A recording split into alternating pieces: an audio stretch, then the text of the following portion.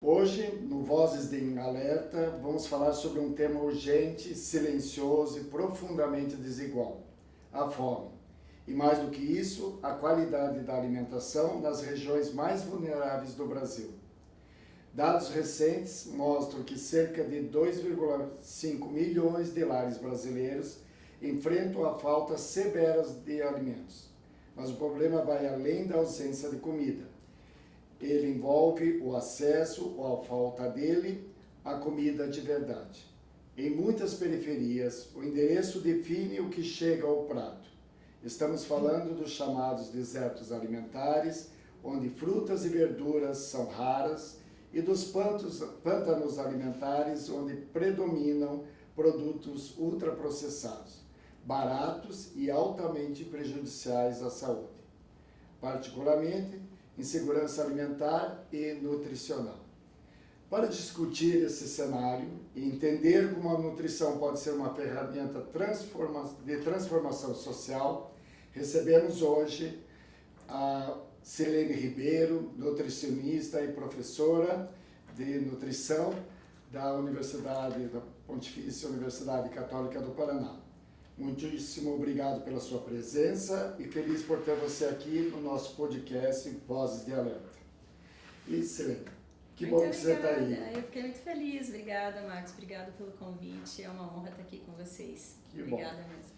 Então, para dar sequência aqui na nossa conversa, principalmente falar dessa questão tão complexa, em contexto de alta vulnerabilidade, onde o acesso a alimentos saudáveis é limitado, como você constrói uma orientação nutricional que seja ao mesmo tempo tecnicamente adequada e viável na prática?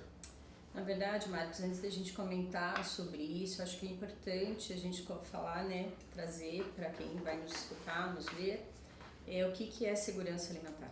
Então, quando a gente pensa nesse contexto, até você trouxe aí algumas referências iniciais do deserto, dos pântanos, a gente tem até outras classificações hoje, mas quando a gente pensa em segurança alimentar e nutricional, a gente está falando do acesso regular, contínuo, para todos, de um alimento que realmente seja, em termos não só de quantidade, mas em termos de qualidade adequado.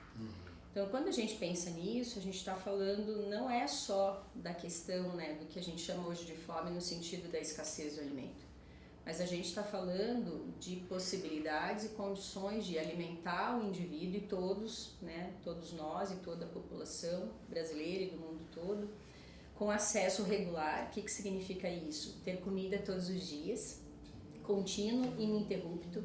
Então, não é ter comida apenas uma vez no dia, ter comida para comer em todos os momentos do dia, em todos os dias da semana, em todos os dias do mês, em todos os meses do ano, e que esse alimento seja realmente de qualidade. Então, quando a gente pensa em qualidade, a gente está falando em vários tipos de qualidade. Então, é qualidade higiênico-sanitária, porque às vezes eu tenho um alimento, mas ele foi catado do lixo, e ele já não está mais em condições de ser consumido. Eu estou falando também em controle de qualidade, em qualidade sanitária, quando eu compro um alimento que, por exemplo, está vencido e eu acabo tendo que consumir por ele, ou eu recebo muitas vezes de doação isso, algo que infelizmente as pessoas não querem mais, elas te doam, que elas não têm mais coragem de comer, elas acabam te doando. Então, e não só nesse ambiente, no próprio ambiente dos restaurantes, em que muitas vezes a gente não tem condições de saber, não tem autonomia para saber se esse alimento está dentro de condições higiênico-sanitárias. Então, a gente acredita que sim, mas a gente não tem certeza se as pessoas que fizeram aquele alimento fizeram com alimento também seguro, se fizeram com alimento que não estava vencido, que não é clandestino, se eles não usaram produtos químicos conservantes para disfarçar a cara de um alimento que já está estragado, ou se aqueles manipuladores realmente fizeram dentro de um que a gente considera minimamente como um padrão higiênico-sanitário. Quando a gente pensa ainda nessa qualidade, que tem a ver com a segurança alimentar e nutricional, a gente está falando de um alimento que tem que ter uma qualidade sensorial, Então ele tem que agradar a quem come.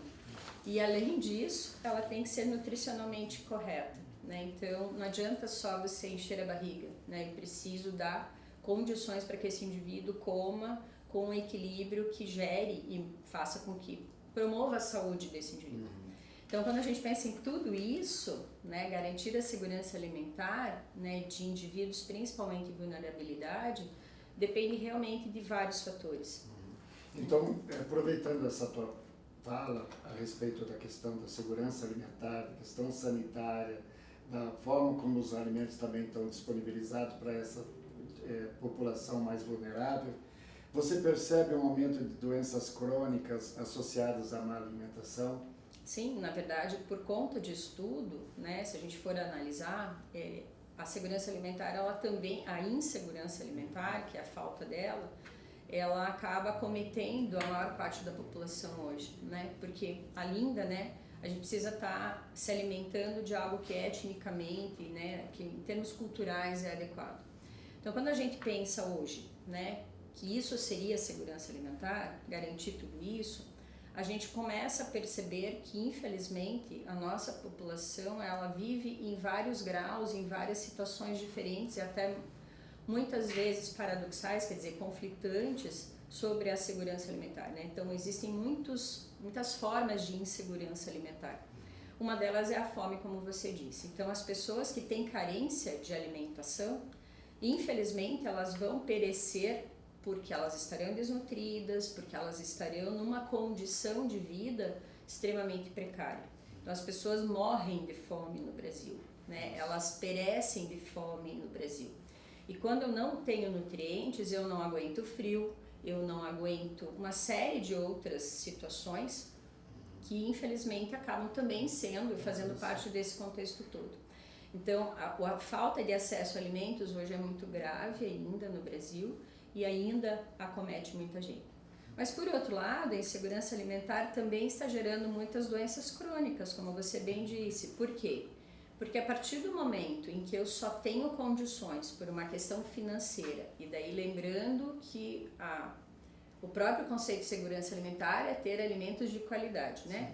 E eu não tenho acesso a alimentos que são de qualidade, mas eu tenho alimentos que, na verdade, a gente nem poderia chamar de alimentos, mas produtos que são alimentícios, que, infelizmente, são muito mais sintéticos, produzidos pela grande indústria de alimentos. Que a gente chama dos processados. Os ultraprocessados, que, na verdade, eles raramente têm um componente alimentar, né? E quando tem esse componente alimentar também, ele é completamente exagerado ou usado de uma maneira que não é tão saudável, né? O fato é que esse consumo exagerado, seja por quem tem condições financeiras, seja por quem está em vulnerabilidade, infelizmente acaba acarretando uma série de consumos excessivos de sal, de açúcar, de gorduras e, né, de conservantes, de agrotóxicos, de produtos que são sintéticos ou que realmente ferem a nossa saúde. E, inevitavelmente, isso vai fazer com que o nosso corpo não mantenha essa saúde. Então, a gente tem um aumento muito significativo de pressão alta, de altos níveis de colesterol, né? Falando de uma maneira mais simples para a população. A gente tem muitos cânceres hoje sendo associados ao consumo desses alimentos. Então, assim, a gente tem uma explosão muito significativa de doenças, né? E que tem matado a população, tem deixado a população em condições bastante também vulneráveis no ambiente de saúde, porque nós não temos uma prevenção com uma alimentação saudável, infelizmente.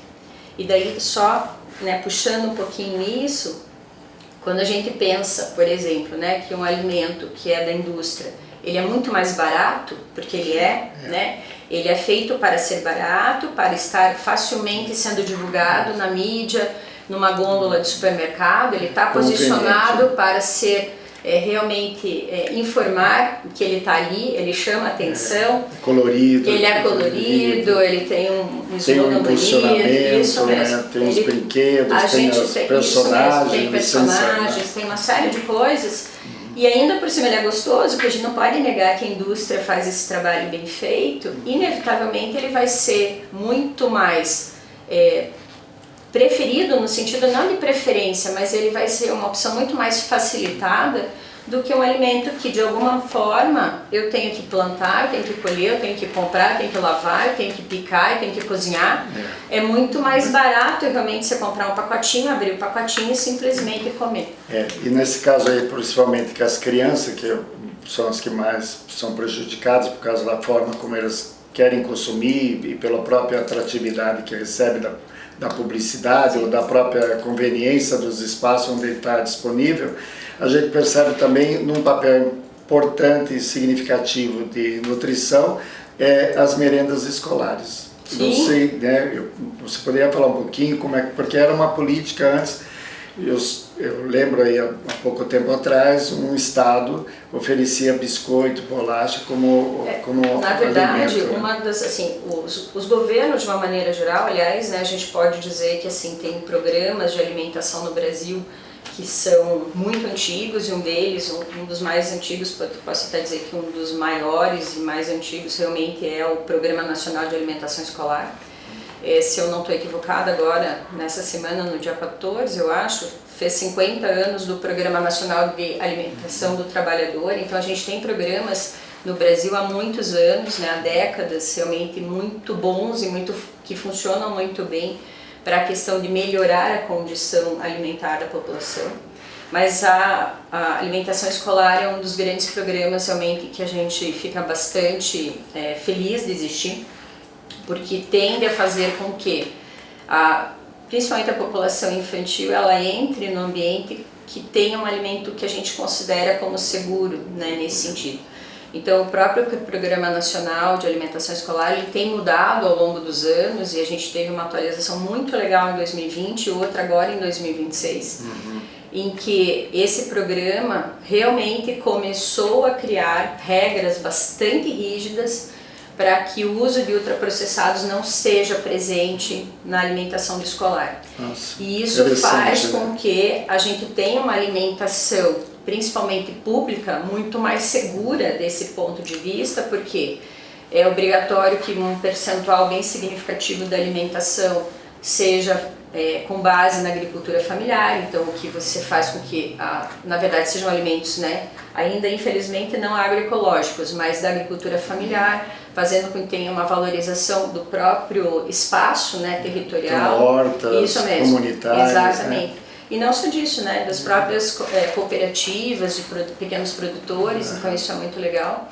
Mas principalmente essa mudança bastante significativa para que a alimentação seja baseada principalmente em alimentos in natura e minimamente processados. Então a gente está percebendo aí, talvez dentro dessa política alimentar, uma indução de reeducação alimentar. De reeducação alimentar, de reestruturação do pensamento para o não consumo, não hábito continuado do ultraprocessado. Porque quando eu tenho todos os dias, inevitavelmente eu acostumo a comer. Né? Então, se eu todo dia tenho alimentos que sejam in natura, eu vou acostumar a comer esse in natura. E se essa criança, desde um semeio até o final do seu processo escolar, ele realmente come coisas corretas, por mais que ele coma as que não são tão adequadas em casa, pelo menos ele teve uma base alimentar boa ali. E uma referência E uma também. referência positiva, que muitas vezes repercute para a própria família. O grande problema, né, Max, é que infelizmente a gente não tem isso como uma educação alimentar e nutricional contínua. Então muitos estudantes vão para a escola, né, e na escola eles brigam porque não tem o biscoito. Eles brigam porque não tem o macarrão instantâneo, né? Porque eles estão acostumados, eles até virou um status alimentar comer esse tipo de coisa. Então quem não come vira, assim, excluído. O mais excluído. Então, assim, eu sou, na verdade, eu sofro bullying porque eu como a banana e não porque eu como o biscoito. O biscoito vira uma questão de status.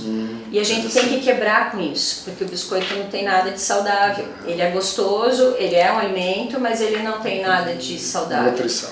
Então, a gente precisa, é o que a gente chama de uma caloria vazia, né? Ele acaba não alimentando, ele enche a tua barriga, te dá energia, obviamente, né? Mas de qualquer forma isso vai gerar doenças crônicas, né? Que a gente estava falando. Interessante também. O Ministério da Saúde tem até um guia, né, alimentar muito interessante que ajuda e até referência no mundo. Com esse modelo pode ser aplicado em famílias que dependem de cestas básicas, porque as cestas básicas, a impressão que a gente tem, que tem esses biscoitos, tem alguns produtos processados.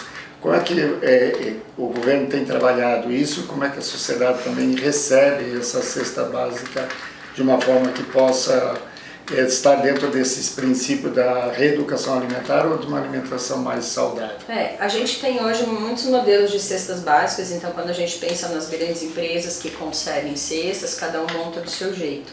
Mas a cesta básica, realmente, como é a referência nacional, ela tem pouquíssimos alimentos que a gente poderia considerar como processados, ultraprocessados, né? Posso dizer até para vocês que agora os in natura e os processados, eles são a grande parte, né? Então, eu tenho fubá, eu tenho arroz, eu tenho café, eu tenho açúcar, eu tenho alimentos que são a base da alimentação saudável. Então, eu nem poderia dizer que a cesta básica, ela realmente, ela é má. Muito pelo contrário, ela é bem boa. Inclusive, tem várias situações agora de subsídios mesmo para barateamento da cesta básica, dos alimentos que são da cesta básica. Então, isso faz com que a população que tem menos condições financeiras possam ter um acesso a um alimento que realmente é saudável. Então, é super saudável comer arroz com feijão. É super saudável. E até aproveitando, né? Porque o índice de obesidade no país era super excessivo até, né? É uma Sim. preocupação muito grande, porque junto com a obesidade vem outras doenças, né? Diabetes, pressão alta e tudo mais. E aí, aproveitando esse gancho, dentro dessa realidade de bairros, cidades, onde a questão da vulnerabilidade está muito presente em determinados grupos da população, você até comentou um pouquinho sobre as hortas, comentou quais são outros projetos que poderiam contribuir para essa melhoria da qualidade alimentar, ou de que forma essas comunidades poderiam ser mais se organizar melhor para que elas pudessem ter uma condição alimentar ou condição de saúde também melhor. Na verdade, Marcos, eu acho que são muitas vertentes para te responder isso, né? Vou pegar algumas, né, e daí a gente vai conversando. Mas uma primeira coisa muito importante que a população deveria buscar mais e o poder público também deveria fazer, a primeira questão é a educação alimentar e nutricional. Porque o que acontece? A maior parte das pessoas não sabe. Realmente são desconhecedores sobre o que é bom e o que é ruim. Você falou do guia, né? O guia é uma referência mundial hoje, mas a minha pergunta é, quem sabe a diferença de in natura, minimamente processado, processado, ultraprocessado e ingrediente culinário? Então hoje a gente tem uma forma de classificar esses alimentos muito legal, né? Mas qual é o grande problema? Isso é de acesso para mim, para você, mas a grande população não tem esse conhecimento. Para a grande população, só vou usar um exemplo que eu dei e depois a gente evolui, é legal comer, é muito legal em todos os sentidos, né? Comer macarrão instantâneo, porque com R$1 eu encho a barriga da minha família, né? Então ele é fácil de fazer, ele é gostoso, as crianças adoram e ele é barato, né? E realmente enche a barriga, a gente não pode negar. Então, se eu não dou uma educação alimentar e nutricional para esse indivíduo, dizendo que isso não é saudável para ele e que a médio e longo prazo não é só a obesidade que o filho e ele mesmo vai ter, mas que infelizmente ele vai ter uma possibilidade de graves doenças no futuro, ele vai continuar consumindo. Vou te dar só um exemplo. Uma vez eu soube, né, de uma história que não aconteceu aqui, mas de uma pessoa muito próxima, que num ambulatório de atendimento de crianças, né, com obesidade, chegou uma criança com 120 quilos. Era uma criança de uns 7, 8 anos. E essa criança, e a mãe dessa criança, quem estava atendendo, perguntou o que ela comia. Ela falou, não, ela só come coisas saudáveis. E ela falou, mas o que ela come? Ela falou assim, ela come só macarrão. E macarrão é saudável, né? Macarrão realmente é saudável, a gente não pode negar, né? E ela falou, mas que tipo de macarrão? E daí a mãe acabou comentando, eu não vou querer mentir aqui qual que é a quantidade, mas se eu não estou equivocada, que a criança comia de 6 a 8 pacotes de macarrão instantâneo por dia. Nossa. Por quê? Porque ela ia trabalhar, a criança ficava sozinha e era a única coisa rápida que ela, de alguma forma, enquanto criança, conseguiria fazer tranquilamente. Essa criança tinha obesidade, tinha pressão alta, tinha uma série de doenças já, enquanto criança, e se ela não mudasse esse hábito alimentar, ela inevitavelmente pereceria. Daí a pergunta é, como é que você acha que isso é saudável? E a mãe respondeu, naturalmente, que tinha vários desenhinhos, né, que eram de criancinhas, de personagens, inclusive, que são super legais para a criançada, e que tinha vários desenhos de verduras e tudo no negócio. Então ela tinha certeza que aquele macarrão instantâneo era com tomate, porque a criança então comia tomate, porque a criança comia brócolis, mas na verdade aquilo é só ilusório. Então enquanto a população, enquanto o poder público não mudar a concepção e assim, poder realizar com as pessoas realmente um conhecimento sobre isso, que é certo e errado, a gente vai continuar tendo opções erradas que não são opções nossas, são aquilo que nos vende. Então essa é uma primeira vertente do que você me perguntou. A segunda questão é que a gente fica inventando moda, né? A gente adora inventar moda. Então uma alimentação saudável é a mais básica de todas. Arroz, né? feijão, Arroz, ovos. Feijão, ovos, exatamente, né? Uma salada, proteína. Se eu conseguir uma proteína, ótimo, né? Então eu posso fazer um ovo, eu posso fazer um bife, eu posso fazer um franguinho, eu posso fazer um peixinho. Se eu não tenho condições disso, eu tenho várias opções que são ótimas. Se eu sou vegetariano, eu tenho outras ótimas opções. Mas a alimentação saudável é aquela mais básica que tem. Eu não preciso inventar moda. Sim. É claro que a gente tem grupos populacionais, né, grupos da população que não tem nem acesso a isso, né, Marcos? Então, daí, como você disse, se eu tiver condições de fazer parte de uma horta comunitária, puxa, eu pelo menos vou conseguir plantar uma alface, uma tomate, né, alguma coisa, uma cenoura, e eu vou poder levar isso para dentro da minha casa. E isso vai fazer com que eu não precise gastar o meu dinheiro, porque está ali, ele nasce. Então, o grande problema, além da educação alimentar nacional, é que a população brasileira, a gente não dá valor ao que vem da terra. Porque a gente acha que o que vem da terra é banal, é de pobre. E, na verdade, o que vem da terra é de rico, né? É de muito rico, é de ricos nutrientes, é de rica concepção, é tudo, é muito mais rico. É muito mais status, muito mais elegante, muito mais tudo pegar da terra do que pegar do pacotinho. Só que, infelizmente, a mídia, né, assim, a grande indústria de alimentos, né, na verdade, muitos são os recursos que a gente sabe, inclusive políticos, econômicos, que tendem a fazer com que a população pense diferente. E até aproveitando essa tua fala, o governo proibiu, né, e restringiu produtos ultraprocessados sem aquela rotulagem com alerta de sódio, gordura, saturada, essas coisas, como forma também de informar a população. Que é um passo importante aí dentro do processo que você está colocando, que é como esclarecer, como informar. Daí eu fico aqui pensando os programas populares que poderiam de alguma forma trazer alguma contribuição, tanto na área da gastronomia, de falar sobre como fazer um produto, mas também incluir essas informações, né? Na verdade, foi uma luta muito grande no Brasil para a gente ter essa rotulagem que é frontal, né? Dizendo que é rico em sódio, rico em açúcar. Mas, claro, a gente também aí tem algumas controvérsias, mas enfim, né? É minimamente algo para que a população possa minimamente interpretar.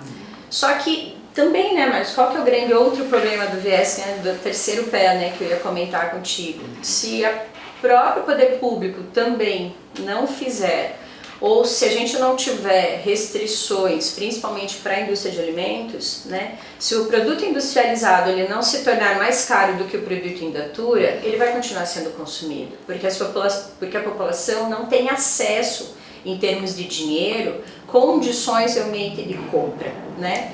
Então, enquanto o poder público, eu digo isso para todos os municípios do Brasil, não fizerem políticas públicas direcionadas para que realmente o acesso ao alimento in natura e saudável seja mais facilitado, seja porque eu vou Vou dar um exemplo, né? Eu ando de ônibus porque eu vou para o trabalho. Então, vou dar um exemplo. Eu saio do Caximba, do Tatuquara e vou trabalhar no centro. Ou no Batel, ou no Campo Comprido, ou no Beraba, não interessa. Eu saio e migro para o outro lado. Isso. Se não tiver condições, por exemplo, nas próprias... esqueci a palavra, quando a gente reúne os ônibus, nos terminais. Então, se nos próprios terminais de ônibus não tiver venda de um alimento in natura, de uma fruta, de uma verdura, num preço que seja realmente compatível, acessível à população mais carente, para que ele possa comprar, você acha mesmo que ele vai conseguir comprar? Não. Então, eu preciso dar condições de acesso a esse indivíduo, e não é só de acesso de dinheiro, mas é acesso, de estar posicionado aonde a pessoa que precisa comprar está. Porque senão o que vai acontecer? Pode se vender, é o que você comentou agora, pode até se vender produto in natura, mas se eu não estou lá para comprar, qual que é a vantagem? Né? Se eu não passo por ali, qual que é a vantagem? Então é um questionamento que a gente faz em Conselho de Regulação Social, é esse muito, né? Porque o indivíduo que sai do Tatuquara, do Caximba, que trabalha no Batel, quando ele volta para casa, quando ele sai, não tem, talvez, ele não vai ter condições de fazer uma horta, porque ele vai estar um bagaço já no final do dia de tanto trabalhar, né? E desse deslocamento intenso. Se não tem perto da casa dele um local onde ele possa comprar, ou ele tenha um acesso facilitado a fruta e verdura, arroz e feijão, num preço mais barato, de verdade, você acha que ele vai comprar isso? Isso é uma realidade que a gente vê com a questão da desigualdade de renda. E a própria questão das cidades, que são montadas e construídas de uma forma que não geram acesso a alimentos saudáveis para toda a população. E no fundo a gente percebe claramente que a questão do CEP, né, como a gente já ouviu falar, também é determinante para essas pessoas que podem ter acesso ou não. Sim. Fora que, quando falamos da periferia, ouvimos muito claramente que eles já estão na periferia, então já há uma dificuldade de moradia, de infraestrutura, saneamento básico. Presença de escolas, de unidades básicas de saúde. E esses espaços até que você fala é muito mais precarizado. E tem algumas cidades que ainda estimulam as hortas comunitárias e próprias prefeituras cedem técnicas para ensinar e também cedem as mudas e depois elas se reproduzem na própria plantação. Eu queria também te perguntar uma coisa assim, na sua avaliação, quais políticas públicas são mais urgentes hoje para enfrentar essa insegurança alimentar no Brasil? Na verdade, eu acho que muita coisa tem sido feita já, Marcos, mas o grande problema não é nem o que tem sido feito. Eu vou dizer para você que, assim, a gente tem um grande problema que é o que a gente chama de exigibilidade do direito, né? Então, traduzindo para as pessoas se eu não sei que direito eu tenho, eu não exijo, né? Eu não consigo ir atrás porque eu não sei o que eu tenho de direito. E normalmente a gente também não faz isso nem com poder legislativo, nem com o executivo. Quer dizer, a gente não briga na prefeitura, a gente não briga na Câmara dos Vereadores, não, a gente não faz isso. Por que a gente não faz? Porque a gente nem sabe que a gente tem direito a isso. Então, acho que muitas políticas têm sido realizadas no Brasil há bastante tempo, né? Tem sido isso muito percebido. Mas, na verdade, assim, o que a gente precisa, né? Primeiro, que realmente a gente tenha pessoas que tenham condições de saber o que eles precisam, o que precisa. Eu acho que a ampliação de educação alimentar e nutricional é mais do que urgente para todo o nível de todas as populações. Também a gente precisa, né, de políticas públicas que melhorem, como você falou, essa alimentação na cidade. Então, um exemplo muito típico que você trouxe agora, as próprias hortas comunitárias existem, né? Mas a minha pergunta eu vou fazer uma pergunta bem simples para você. Todo mundo que transita em Curitiba, a gente está falando aqui de Curitiba, conhece alguns bairros que são nobres na cidade. Sim. Então vamos usar um bairro antigo, nobre da cidade, o bairro do Batel, certo? Um exemplo qualquer. A gente poderia estar falando do Juvevê, a gente poderia estar falando de outros bairros centrais. A pergunta tem horta nesses locais? Não. Não tem. E a minha segunda pergunta, quem mora, talvez, nesses bairros, precisa da horta? Não. Mas quem trabalha neles? Precisaria. Poderia levar para casa. Porque poderia levar para casa. Então, se a gente for pensar, né, quem vive hoje nesses bairros sai, se desloca e come no seu trabalho, perto do seu trabalho, e o valor de tudo que se vende de alimentação nesses locais é compatível com a sua renda. Mas quando a gente pensa nas pessoas que trabalham nesses locais, o extrato financeiro delas é muito menor. E elas têm acesso à comida no dia a dia? Ou elas vendem com a sua marmita, que é sempre precarizado, né? Porque ou ela vem com a normalmente se marmita, repete, né? ou sabe o que eles comem? Aqueles pacotinhos, né? Não vou dizer uma marca aqui, mas de salgadinhos que são baratos. Ou eles vivem de bala, ou eles vivem de chocolate, eles vivem das coisas mais simples porque eles não têm dinheiro para comprar o alimento nesta região, porque essa região é muito cara. Então, nessa lógica, as políticas públicas precisam ampliar. Por quê? Porque não é, na verdade, gerar programas nesses espaços que não tem a ver com quem mora. É permitir para todos os que usam a cidade condições de usar a cidade, sabe? Porque quando a gente fala em periferia, parece que os periféricos estão só na periferia. Não, a periferia vem para os bairros e inevitavelmente precisa comer, certo? E a gente não tem essa condição.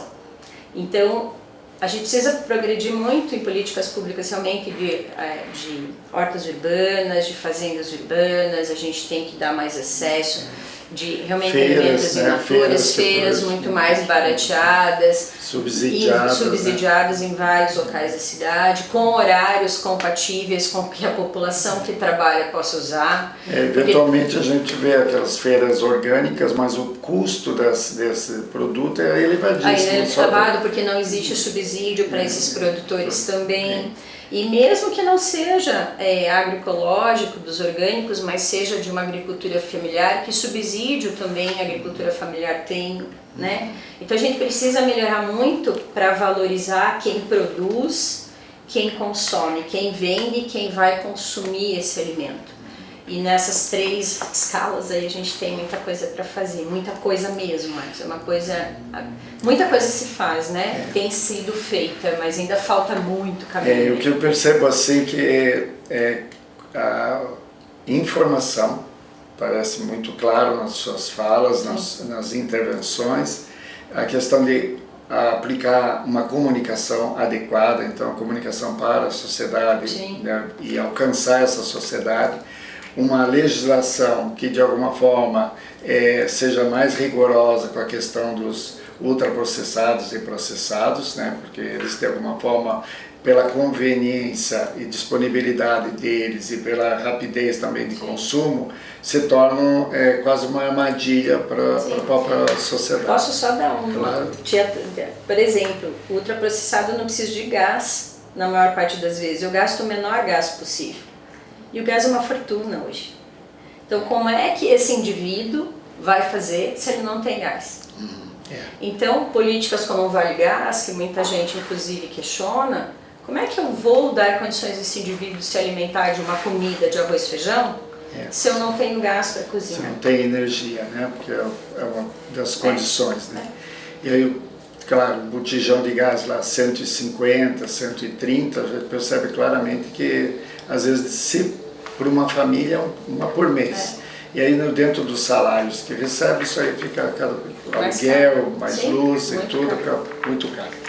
E eu acho que assim, para a gente fechar a nossa fala também, eu queria te perguntar, talvez a gente já se repetir um pouquinho, qual seria a principal orientação ou mensagem que você deixaria pensando no que é possível fazer dentro da realidade concreta dessas comunidades, dentro desse cenário que a gente... Então, eu acho, Marcos, que as pessoas cada vez mais elas têm que se realmente falar. E eu acho que assim, lideranças comunitárias, associações comunitárias, são ótimos espaços de fala. É muito incrível, vou dar um exemplo, Curitiba, né, e eu estou envolvida aí com alguns conselhos aqui em Curitiba, Conselho de Regulação Social. É muito incrível perceber que quando você abre um Fala Curitiba para ver o que as pessoas pedem de melhorias, por incrível que pareça, a alimentação é uma das últimas coisas. E as pessoas passam fome. Então as pessoas, por isso que eu disse que elas não entendem que elas têm esse direito de pedir sobre isso. Então as pessoas pedem asfalto, ok? Tem que ser mesmo. Pedem segurança, também tem que ter. Tem que ter educação, aumento de creches e tudo mais, perfeito, tem que ser. Mas como é que as pessoas não percebem que tudo isso tem a ver com o comer delas, né? Então, isso gera inclusive orçamentos para as próprias prefeituras para ver onde elas vão direcionar coisas para melhorar ou não. É porque as audiências públicas têm esse objetivo, né? E quando você no bairro faz uma opção e essa opção hierárquica é o que eles querem, eles estimulam inclusive, né? Asfalto, segurança, armamento, né?